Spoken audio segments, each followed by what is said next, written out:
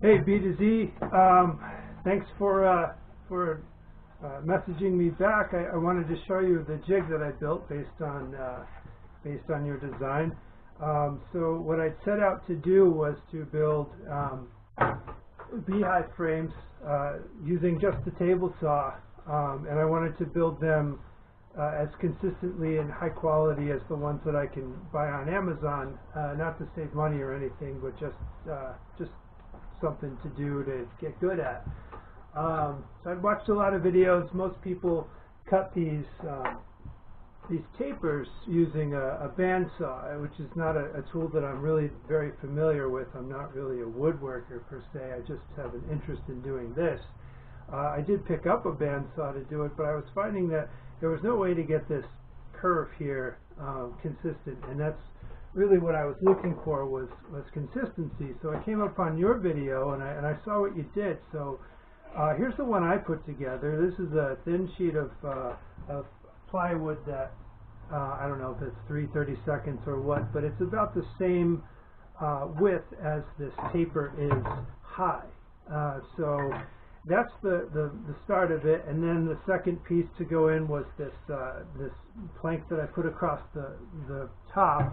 This stretches between the left and right hand side of my table saw top, so that I can get clamps on it. These two guides simply guide the sidebar into the blade without moving to the side or missing the blade.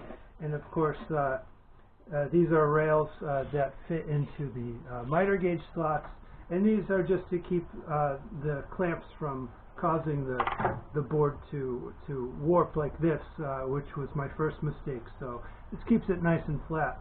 As far as the depth of the cut, two things control that. One is that I just mark right here so that I always get the depth right when I set the jig in place. So that's easy enough, and then I just throw a couple of clamps on, no problem there.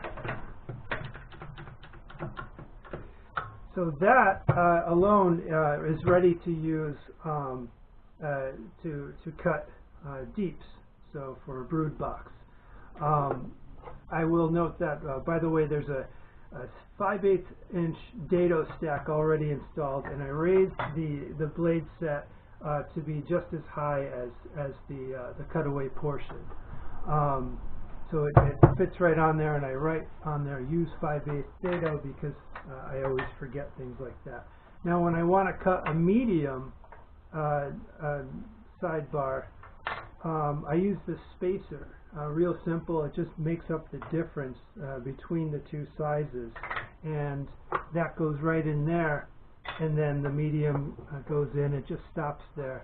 The idea is that it always keeps my fingers away from the blades.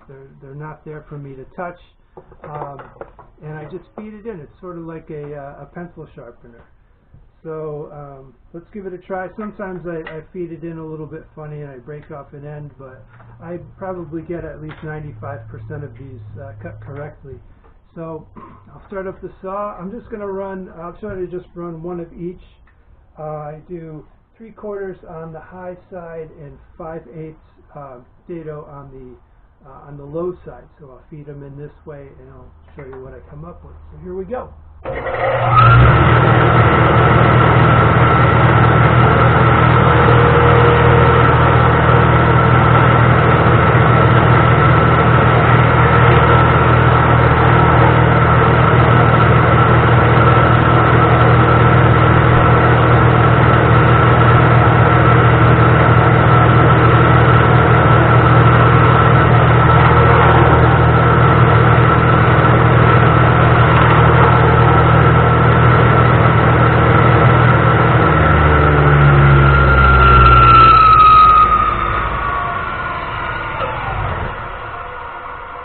So there we go.